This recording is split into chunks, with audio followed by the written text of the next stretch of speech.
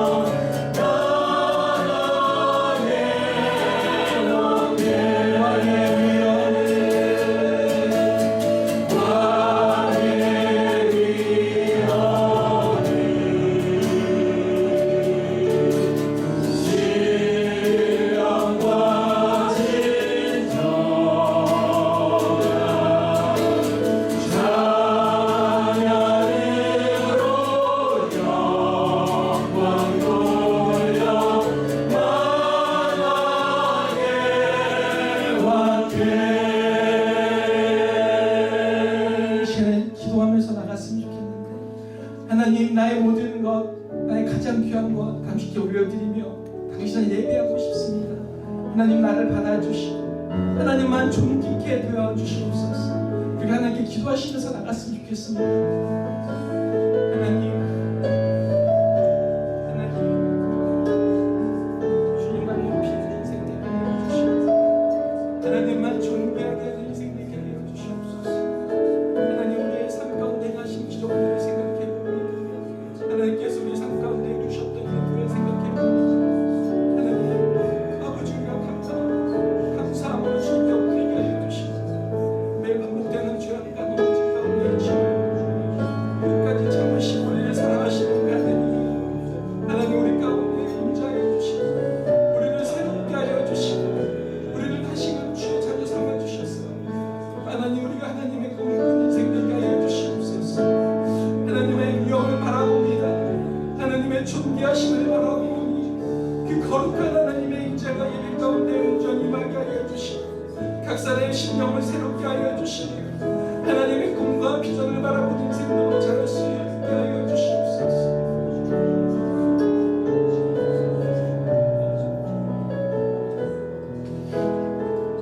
왕의 위엄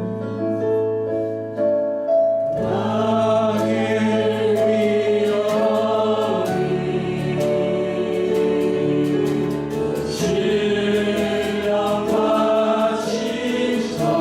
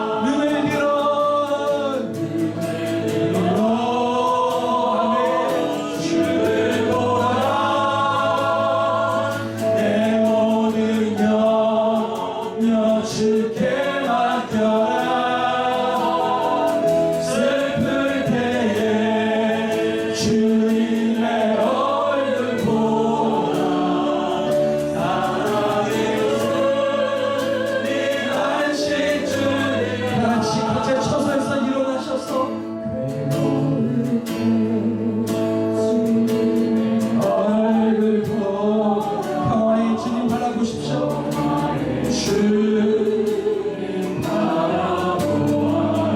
세상에서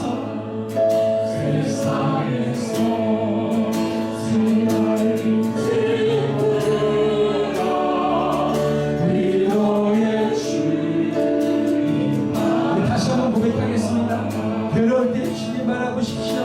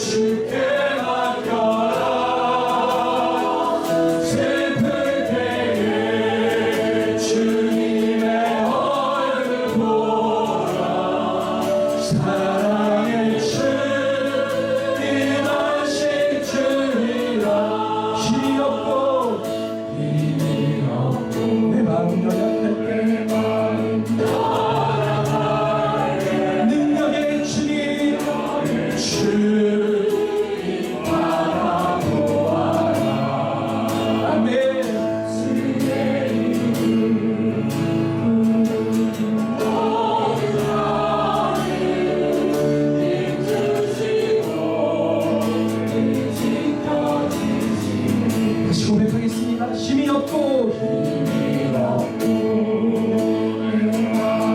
연약한 능력의 주님 바라보십시오.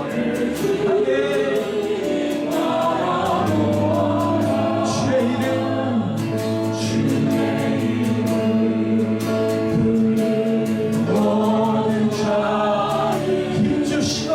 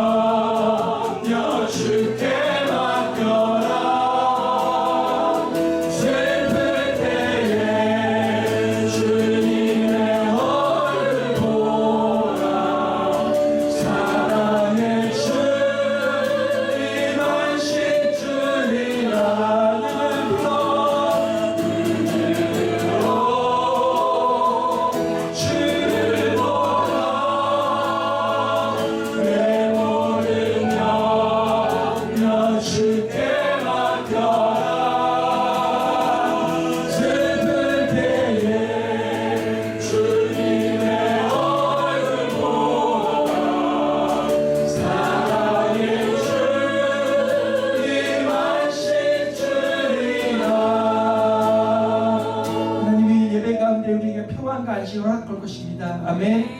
하나님 기대하면서 기도하시면서 나가시겠습니다. 오늘 우리에게 주시는 하나님의 말씀은 두 부분으로 보겠습니다. 히브리서 11장 5절 6절 말씀과 창세기 5장 21절 말씀입니다.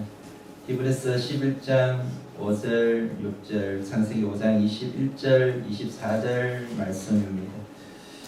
11장 5절 6절 우리 같이 합독하면서 읽겠습니다. 믿음으로 에녹은 죽음을 보지 않고 믿었으니 하나님이 그를 옮기심으로 다시 보이지 아니하였느니라.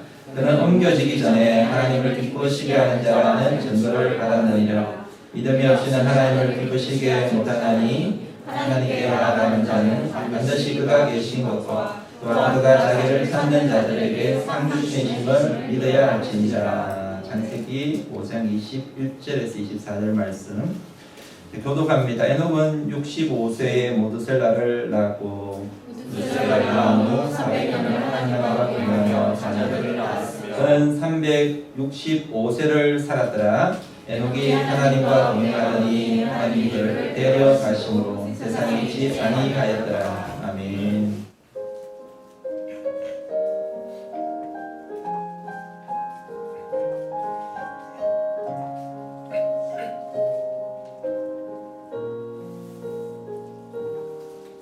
예수께서 가르치는 밤에 제자들 불러 모으시고 떡을 떼어 저들에게 주시고 잔을 채워 저들에게 주시며 나의 몸과 나의 피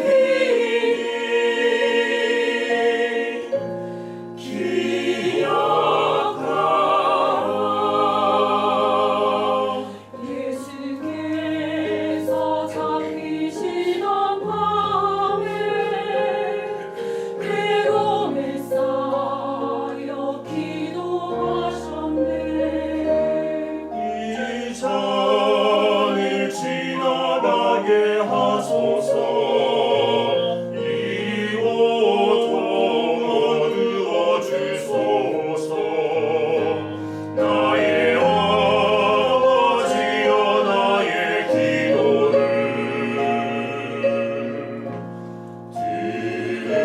들으소서.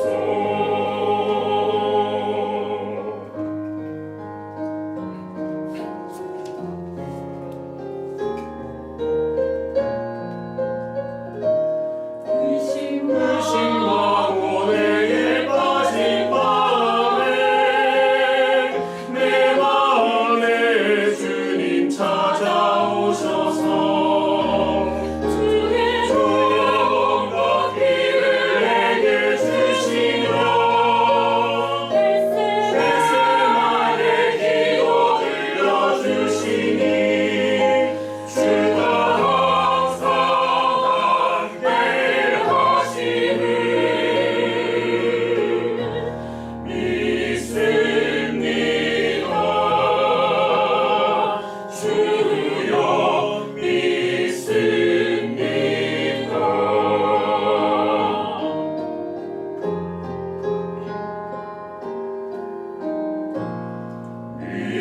믿습니다.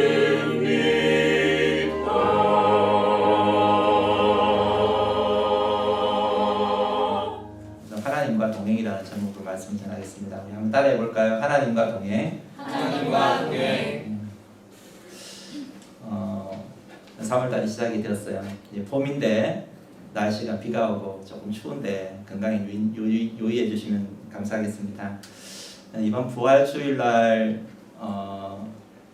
좀 아직까지 우리가 예배가 회복되지 않았지만 회복될 줄 믿고 그 믿음 가지고 VIP 주일로 저희들이 지키려고 생각하고 있습니다. 여러분, 교회가 이 땅과 열방과 민족을 섬기는 그런 일을 감당하기 위해서는 힘이 있어야 됩니다. 역량을 갖춰야 된다는 거죠. 이 교회가 부흥해야지 많은 일을 감당할 수가 있습니다. 그래서 이번에 꼭 한 명 태신자 마음속에 품으시고요. 주님께로 인도하는 그런 복된 시간 될 수 있기를 주님으로 축복합니다. 이브리서 여러분 11장을 보시게 되면 믿음의 장이라고 이야기하잖아요.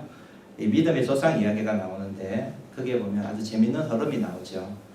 먼저 믿음으로 아담의 아들 아벨이 하나님이 받으시는 제사, 예배를 드렸다라고 이야기합니다. 그리고 나서는 에녹은 믿음으로 하나님과 동행을 하고요. 그리고 이어서 노아 이야기가 나오는데 노아는 믿음으로 방주를 지어서 가족을 구원했다, 이런 이야기가 나오죠. 어떤 분은 이 믿음의 선조들의 이 삶이 오늘 우리가 살아가는 믿음의 여정으로 그렇게 빗대어서 이야기를 하고 있음을 보게 됩니다. 그러니까 믿음을 가진 인생은 먼저 아벨처럼 하나님이 기뻐하시는 예배자가 되어야 된다라는 것입니다. 예배가 곧 믿음의 시작인 것이죠.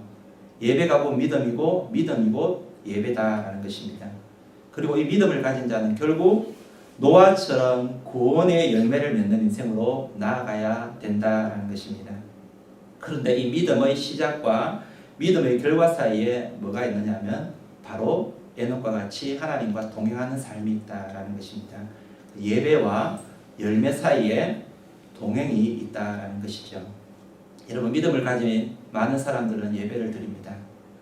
그리고 예배를 드리는 인생, 하나님을 섬기는 인생은 열매를 기대하고 있죠. 많은 열매들 맺기를 원하는 그런 마음들이 있습니다. 그런데 정작 신앙생활하면서 열매를 맺는 인생은 많지 않다라는 것입니다. 여러분 그 이유가 무엇일까요?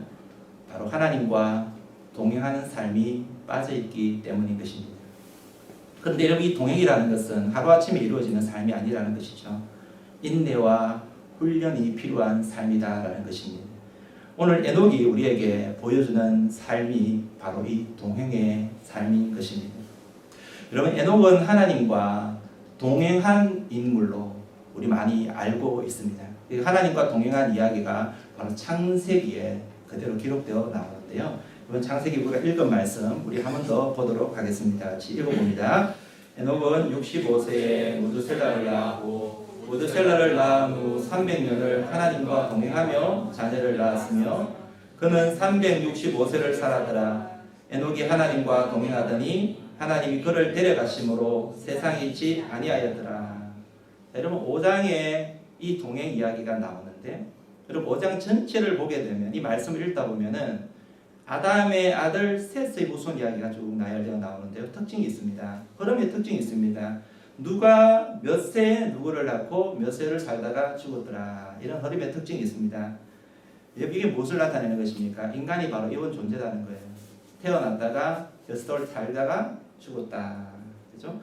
여러분 죄를 가진 인생이 이 땅에 와서 죄 가운데 살다가 죽음을 맞이한다. 이런 어떤 특징이 있다라는 것입니다. 그런데 이런 흐름이 에녹 이야기가 와가지고는 좀 달라짐을 볼 수가 있어요. 태어나는 것은 똑같은데 그는 살다가 죽는 게 아니라 사는 동안에 하나님과 동행한 삶을 살다가 하나님이 그를 데리고 가셨다라고 그렇게 이야기하고 있는 것입니다. 여러분 그리고 이 이야기가 끝나고 나서 계속해서 누가 살다가 그 다음에 죽었더라 이런 이야기가 나오고요. 그리고 결과적으로 무슨 이야기가 나오냐 바로 노아 홍수 이야기가 나옵니다. 이 홍수 이야기로 이어짐을 볼 수가 있죠. 그러니까 여러분 대부분의 인생의 삶이요 낳고 그리고 죽고 낳고 죽고 하다가 결국에는 심판을 받게 되는 절망적인 삶으로 이어짐을 볼 수가 있다라는 것입니다. 그런데 여러분 이런 흐름에 에녹 시대에 와가지고 갑자기 달라짐을 알 수가 있는 것입니다. 낳고 죽었는데 죽음이 제동이 걸리게 된 것입니다.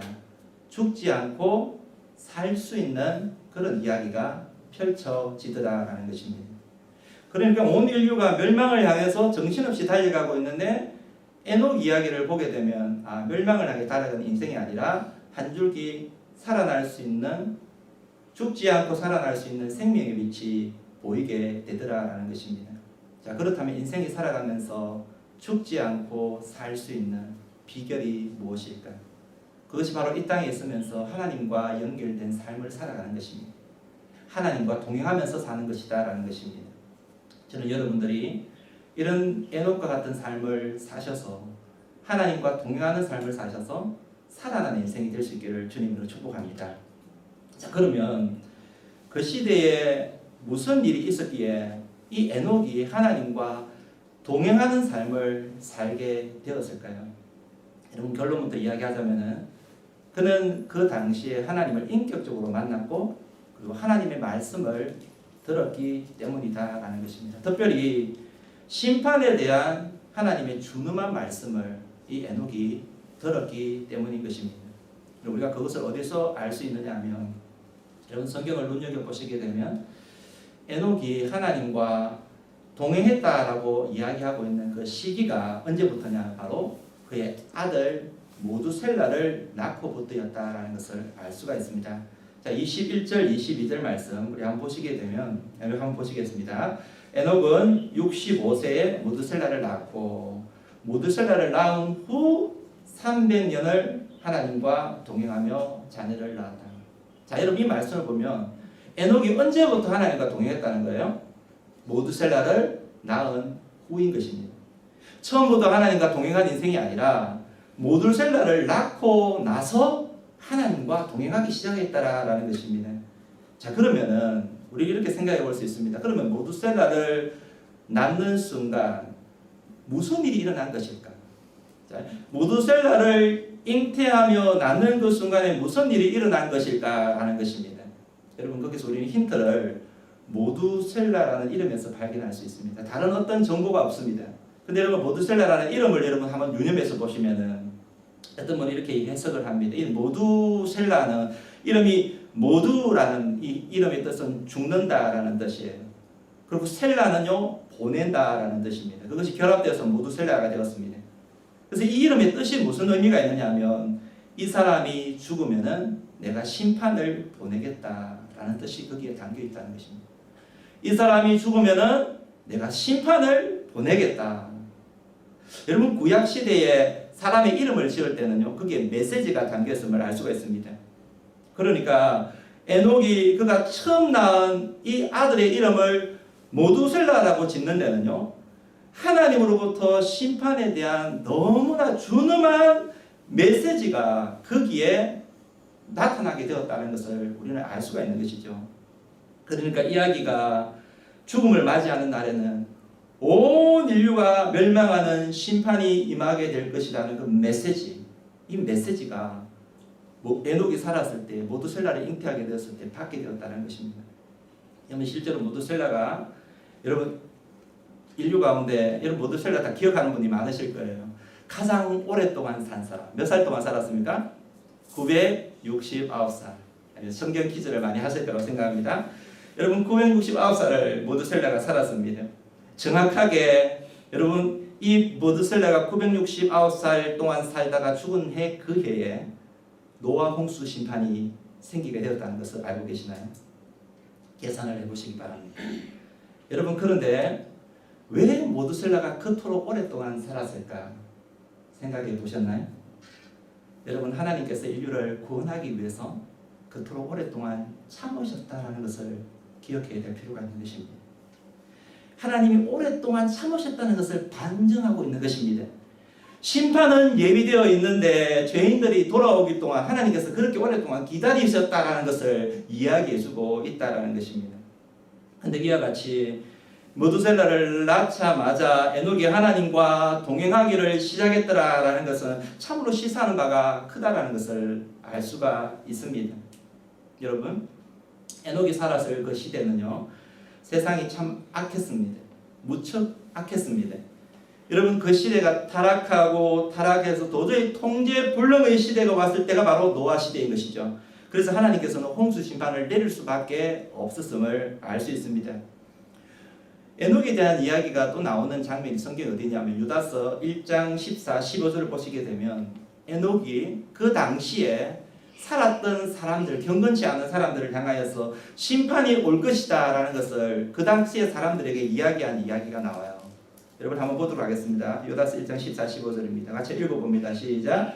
아담의 7세 손 에녹이 사람들에게 대하여 예언하여 이르되 보라 주께서 그 수많은 거룩한 자와 함께 임하셨나니 이는 뭇사람을 심판하사 모든 경건치 않은 자의 경건치 않게 행한 모든 경건치 않은 일과 또 경건치 않은 죄인들이 주를 거슬러 한 모든 완악한 말로 말미암아 그들을 정죄하려 하심이라. 아마 여러분 에녹도 처음에는요 그냥 평범하게 살았을 거예요. 평범하게 그냥 이렇게 먹고 마시고 하루하루 먹고 마시고 한 번씩 하나님도 찾고 예배도 드리고 가끔씩 말씀도 읽고 찬양도 드리고 아마 그냥 평범하게 살았을 것입니다. 그런데 모두셀라 첫째 아들 모두셀라를 잉태하는 날, 모두셀라를 잉태하는 날 하나님의 성령의 놀라운 기름 부으심이 이 모두셀라에게 임하게 됩니다. 더불어서 하나님의 말씀이 임하게 됩니다. 그리고는 그 아들의 이름을 모두셀라라고 짓습니다. 그가 죽는 날에는 하나님의 심판이 임하게 될 것이다. 이 에녹이 하나님의 그 말씀을 듣고 그리고 모두셀라라는 그 이름을 짓고 나서 이 말씀을 통하여서 이 땅을 향한 하나님의 뜻과 계획을 온몸으로 체험을 하게 됨을 알 수가 있습니다. 그러면서 이런 생각을 했을 거예요. 나라는 인생이 그저 먹고 마시고 살기 위해서 태어난 것이 아니구나. 나는 하나님을 위해서 살아가야 될 존재이구나. 하나님께서 역사를 주관하고 계시는데 한 번밖에 없는 인생, 하나님이 심판을 내리시겠다고 하나님이 말씀하고 계시는데 이 심판을 준비하고 심판을 전가하는 사람으로 살아가야 되겠구나. 그래서 모두셀라가 에녹이 모두셀라를 낳고 나서 그의 삶이 완전히 바뀌어 버리는 것을 알 수가 있어요. 그래서 흔히 이것을 가르쳐서 우리는 여러분 터닝 포인트라고 그러죠. 인생의 터닝 포인트. 에녹에게는 이 인생의 터닝 포인트가 바로 모두셀라를 잉태하고 낳았을 때라는 것을 알 수가 있는 것입니다. 그래서 모두셀라를 낳고 나서 전혀 새로운 삶, 전혀 다른 삶을 살아가게 되었다라는 것을 성경은 이야기하고 있습니다. 그래서 이렇게 변화된 에녹의 삶의 모습을 뭐라고 표현하고 있느냐 하면 에녹은 하나님과 동행하였더라 그렇게 표현하고 있는 것입니다. 그 배경을 지금까지 이렇게 설명을 해드렸습니다. 저는 여러분 에녹의 삶을 묵상하면서 오늘 여러분 우리가 말씀을 듣는 가운데 그냥 말씀을 듣는 인생이 아니라 레마로 다가오는 말씀의 능력에 대해서 저는 한번 생각을 해보았습니다. 그저 듣는 평범한 말씀이 아니라 성령의 기름 부으심과 함께 찾아오는 말씀이 있다라는 것입니다. 바로 에녹과 같이 하나님의 마음이 고스란히 담겨있는 그런 말씀이 있다라는 것입니다. 사무엘이요 엘리 밑에서 경고 훈련을 받았지만은 그가 이스라엘을 구원할 사사로 쓰임 받았을 때는요 하나님께서 레마의 말씀으로 그에게 찾아오실 때였습니다. 그 말씀을 들었을 때였습니다. 아브라함도 마찬가지입니다. 갈대우르에서 하란에서 약속의 땅 가나안으로 들어가서 약속의 믿음의 조상으로 쓰임 받는 그때는요 하나님께서 특별히 그에게 찾아오셔서 그에게 레마의 말씀으로 말씀하셨을 때인 것을 알 수가 있는 것입니다. 오늘 여러분 우리는 말씀의 홍수 가운데 살아가고 있습니다. 말씀의 기근도 문제이지만 말씀의 홍수도 문제가 있다는 걸 알고 계시나요? 여러분 좋은 설교자의 말씀 듣는 거 참 좋아요. 하지만 여러분 귀가 너무 고급스러워지고 머리만 비대해져서는 안 된다는 것입니다. 여러분 우리가 하나님 말씀을 들을 때 레마의 말씀을 경험할 수 있어야 됩니다. 내 심령을 찔러 쪼개고 내 삶을 속에 파고 들어오는 내 삶 속에 파고 들어오는 그래서 나의 삶을 변화시키고 결단하게 만드는 이 말씀을 경험하면서 살아갈 수가 있어야 된다는 것입니다. 저는 홍수 속에서 진주를 건져내는 복된 인생이 될 수 있기를 주님으로 축원드립니다. 그래서 히브리서 4장 12절 말씀에 보게 되면 이렇게 이야기하고 있어요. 같이 한번 읽습니다. 하나님의 말씀은 살아있고 활력이 있어 좌우의 날선 어떤 검보다도 예리하여 혼과 영과 및 관절과 골수를 찔러 쪼개기까지 하며 또 마음의 생각과 뜻을 판단하나니 하나님의 말씀은요 이런 변화가 있는 것입니다. 레마의 말씀에 임하게 되면 우리의 심령의 골수를 찔러 쪼개기까지 한다라고 말씀하고 있는 것입니다. 여러분 이 사실이 오늘 우리의 삶 속에서도 일어날 수 있기를 주님의 이름으로 축원드립니다. 자, 그러면 이어서 여러분 에녹이 걸어간 이 동행의 삶이라는 것은 그럼 어떤 삶을 이야기하는 것이었을까요?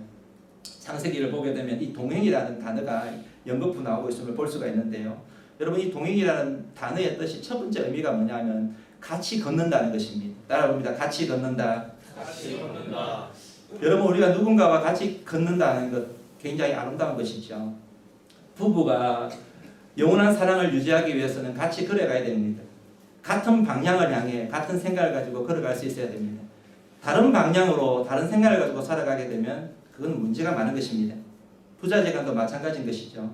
여러분 부자가 오랫동안 행복하기 위해서는 같이 걸을 수가 있어야 되는 것입니다. 같이 말씀도 보고 같이 예배도 드리고 같이 드라마도 보고 같이 영화도 볼 수 있는 운동도 같이 할 수 있는 여러분 그래야지 행복한 관계를 유지할 수가 있는 것입니다. 요즘 자녀들과 소통이 잘 안 된다고 이야기하는 분이 많은데 같이 걷지 않기 때문에 그렇습니다. 교회에서도 마찬가지죠. 목사와 성도 여러분 같이 걸어갈 수 있어야 되는 것입니다. 같은 방향을 바라봐야 됩니다. 같이 행동해야 됩니다. 그래야지 여러분 행복한 신앙생활을 할 수 있다는 것이죠. 저는 여러분이 이 땅에 있으면서 이 동행의 축복을 누릴 수 있기를 간절히 주님으로 축원드립니다. 그리고 여러분 이 동행에 또 다른 뜻이 있어요. 무슨 뜻이냐면 육체적인 관계를 가지다 이런 뜻이 있다고 합니다.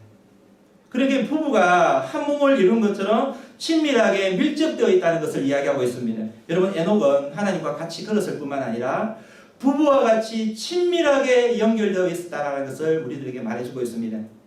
주님을 만난 이후에 그 음성을 들은 이후에 에녹의 삶이 하나님과 뗄래야 뗄 수 없는 그런 관계가 되었다는 것이죠.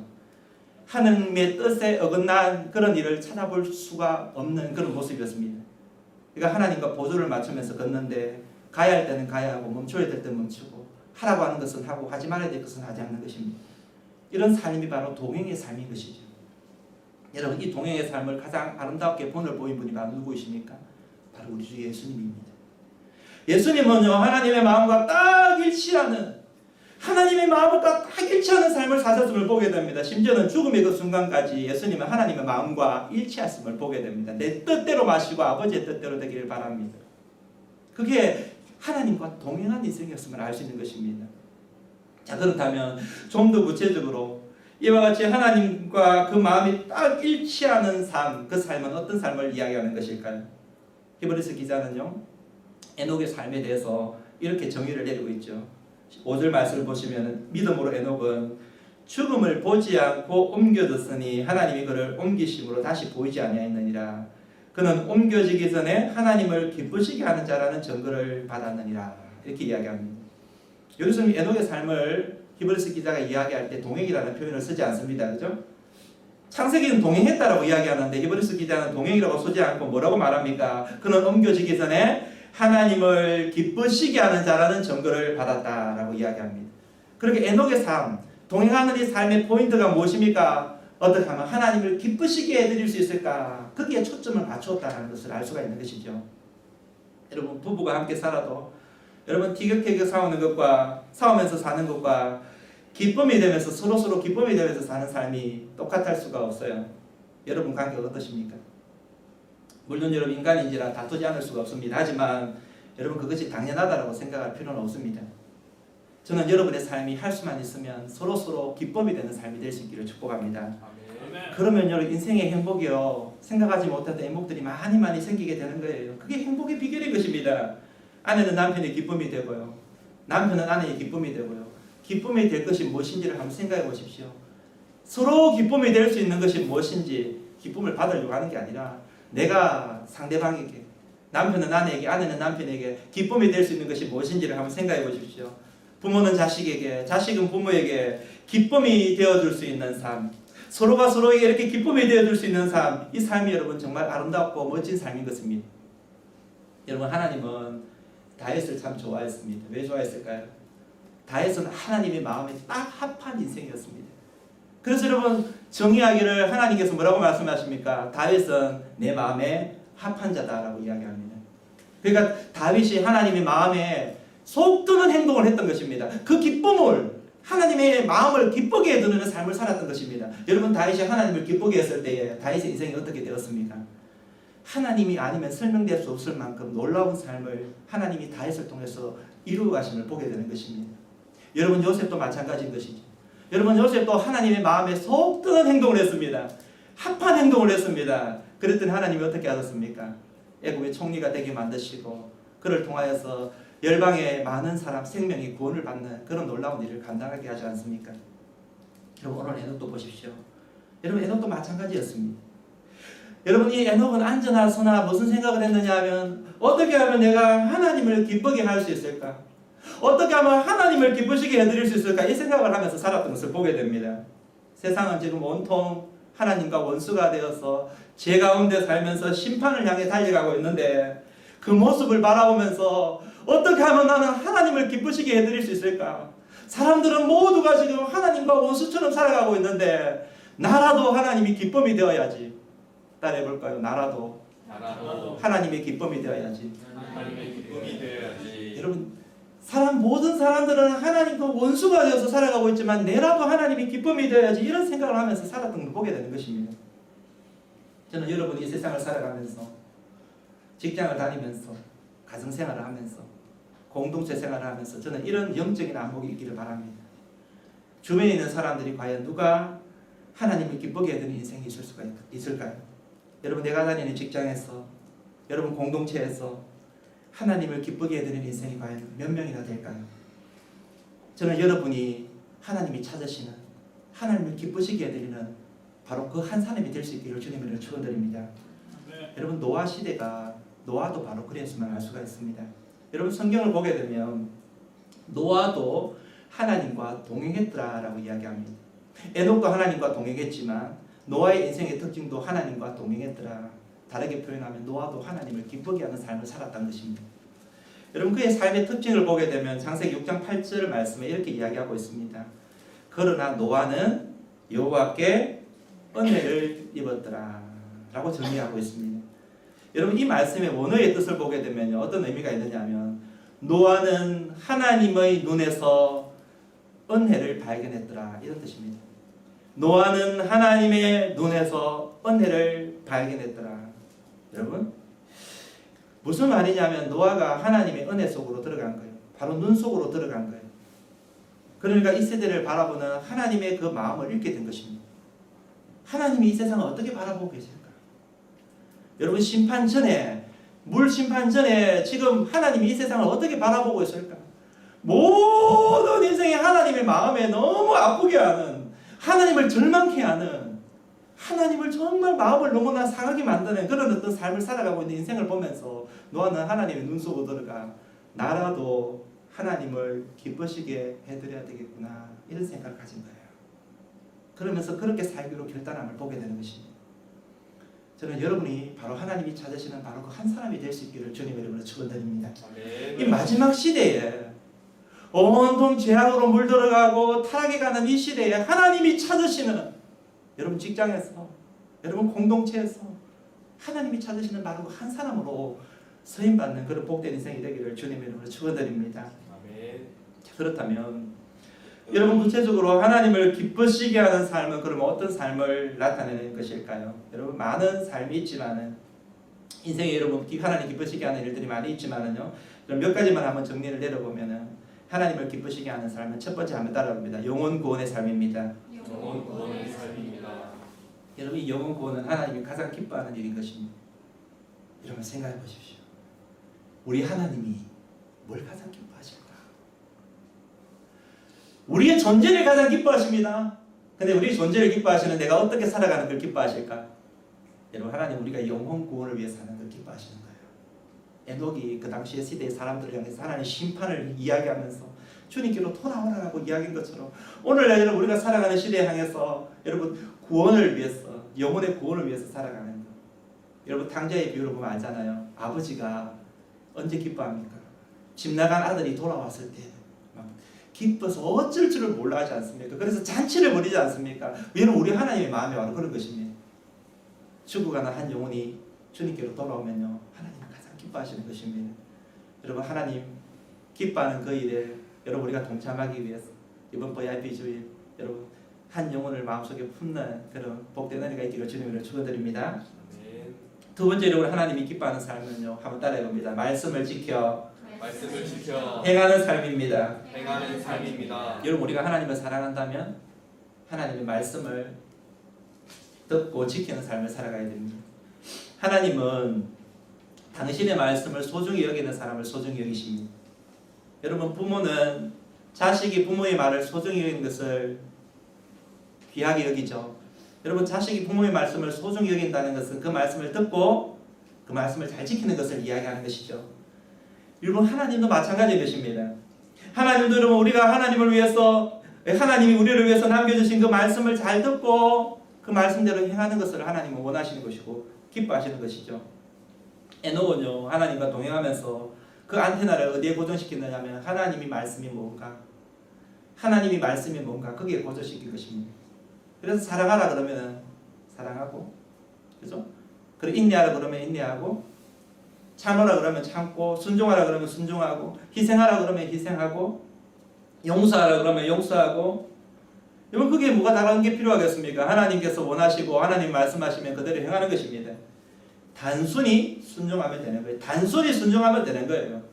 하나님과 밀접하게 연결됐으니까 하나님이 말씀하시는 것은 그냥 하는 거예요. 그냥 하는 거예요. 뭐 다른 게 필요 없어요. 그냥 하는 거예요. 그런데 인간이 죄인이기 때문에 이게 참 잘 안 돼요. 단순한 순종이 참 잘 안 돼요. 자꾸만 내 중심적으로 이기적인 생각을 가지면서 살아가기 때문에 그게 참 잘 안 되는 것입니다. 자꾸 내 중심으로 생각하기 때문에 그렇습니다. 여러분 순종이 잘 되나요? 전 순종이 너무 안 돼요. 정말 잘 안 돼요. 나와 항상 싸웁니다. 한번 몇 번 생각하다가 순종할 때도 많아요. 즉각적으로 순종이 참 잘 안 되는 것을 보게 됩니다. 그래서 여러분 우리 주님과 동행한다는 것은 하나님과 동행하시는 그만큼 쉽지가 않다는 것을 알 수가 있습니다. 순종하면 하나님과 더 가까워지는데 그 말씀 들으면 주님과 더 가까워져서 하나님과 더 깊은 관계 가운데 계속 들어가게 되는데 순종하지 않으니까 관계가 잠시 멀어지는 것입니다. 오늘 여러분에게도 이러한 말씀에 대한 단순한 순종의 은혜가 있기를 주님으로 축원드립니다. 그래서 하나님을 기쁘시게 해드리면서 그분과 이 땅에서 동행하면서 사시는 그런 놀라운 은혜가 있기를 간절히 주님으로 소원드립니다. 세 번째, 하나님을 기쁘시게 하는 삶은요, 오늘 따라봅니다. 주님 가신 십자가의 길을 주님 가신 십자가의 길을 따라서 가는 길입니다. 따라서 가는 길입니다. 우리가 하나님을 기쁘시게 해드리려면 우리 예수님께서 가신 십자가의 길을 걸어가면 된다는 것입니다. 하나님은 예수님을 기뻐하셨습니다.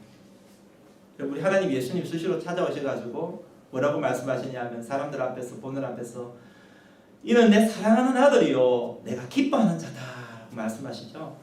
그죠? 예수님 찾아오셔서 계신을 찾아오셔서 이는 내 사랑하는 아들이요 내가 기뻐한다라고 말씀하십니다. 우리 예수님은요 하나님을 기쁘시게 해드리는 분이었습니다. 여러분 그렇다면 우리가 여러분 예수님처럼 행하면 하나님을 기쁘시게 해드릴 수가 있겠죠. 여러분 우리가 예수님처럼만 하면 주님 가신 길만 따라가면 우리는 하나님을 기쁘시게 해드리는 삶을 살아갈 수가 있는 것입니다. 여러분 우리 주님께서 가신 길은 바로 십자가의 길이었습니다. 그리고 기쁜 마음으로 그 십자가를 지고 가셨습니다. 여러분 오늘 우리 삶 속에서도 마찬가지죠. 우리 삶을 살아가다가 신앙생활을 하다가 여러 가지 어려움들도 있고 여러 가지 힘든 일도 있고 환난도 닥쳐오게 됩니다. 이것은 우리가 가르쳐서 십자가다라고 이야기합니다. 근데 여러분 우리가 그런 십자가를 만나게 되었을 때에 여러분 그 십자가를 기쁜 마음으로 지고 가십시오. 예수님을 믿으면서 만나는 여러 가지 환난이 있을 때 기쁜 마음으로 그 십자가를 지고 가십시오. 그것이 주님을 닮아가는 삶인 것입니다. 그것이 하나님이 기뻐하는 삶인 것입니다. 여러분 우리가 신앙생활을 하면서 화창한 날만 있는 것이 아니잖아요. 여러분 좋은 것만 있는 것이 아니잖아요. 복과 은혜만 있는 것이 아니잖아요. 어떤 데는요 신앙생활하면서 흐린 날도 있고요. 어떤 데는요 비가 오는 날도 있고요. 어떤 데는요 폭풍이 몰아칠 때도 있는 것입니다. 하지만 여러분 우리의 삶 속에 그런 어려움들이 있다고 할지라도 예수님이 들어가신 십자가를 생각하면서요 그 모든 과정들을 기쁨으로 지고 가십시오. 그렇다면 여러분 그 우리의 그 모습을 우리 하나님은 얼마나 기뻐하시는지 모르는 것입니다. 이런 복된 은혜가 여러분 삶 속에 나타나기를 주님 여러분 축원드립니다. 아멘. 그다음에 여러분 이와 같이 여러분 우리가 주님과 동행할 때에 에녹의 삶 속에서 여러분 이 주님과 동행한 이 에녹의 삶은 그러면 어떤 결과를 가져오게 된 것일까요? 창세기 5장 24절 말씀을 한번 보시겠습니다. 5장 24절 히브리서 11장 5절 말씀이 우리 같이 한번 읽어봅니다. 시작. 하나님이 그를 데려가심으로 세상에 있지 아니하였더라. 믿음으로 에녹은 죽음을 보지 않고 옮겨졌으니 하나님이 그를 옮기심으로 다시 보이지 아니하였느니라. 여기 보면 에녹의 삶이 하나님과 동행한 에녹의 삶의 결과가 뭐라고 이야기하고 있습니까? 죽음을 보지 않고 들림을 받았다라고 이야기하죠. 여러분 하나님이 에녹을 얼마나 사랑하셨으면 그를 산채로 그냥 데리고 가버린 거예요. 산채로 그냥 데리고 가버린 거예요. 여러분 졸지에 그러면은 남겨진 에녹의 부인은 어떻게 됐습니까? 에녹의 부인은 과부가 되어버렸어요. 여러분 그건 중요한 게 아니고 어쨌든 여러분 산채로 에녹이 하나님과 들림을 받았습니다. 여러분 에녹이 하나님의 나라로 가버린 거예요. 여러분 이것은 매우 상징적인 사건이죠. 오늘 여러분 신앙생활 하면서 우리가 생각해야 될 상징적인 사건인 거예요. 여러분 사람은 모두 죽는데 죽지 않고 들림을 받습니다. 여러분 인생은 죽음으로 끝나는 것이 아니라 그 다음 세상이 있다는 것을 우리들에게 말해주고 있습니다. 여러분 죽음으로 끝나는 것이 아니라 그 다음 세상이 있다. 오늘 여러분 우리가 주님과 동행한다면 그래서 주님을 기쁘시게 하는 그런 인생이 된다면 여러분 우리도 주님과 함께하는 인생이 되는 것입니다. 영원히 하나님의 나라에 들어가서 하나님의 나라를 상속받는 그런 백성이 된다라는 것입니다. 오늘 여러분에게 이런 은혜가 넘치기를 주님으로 간절히 축원드립니다. 기도하겠습니다.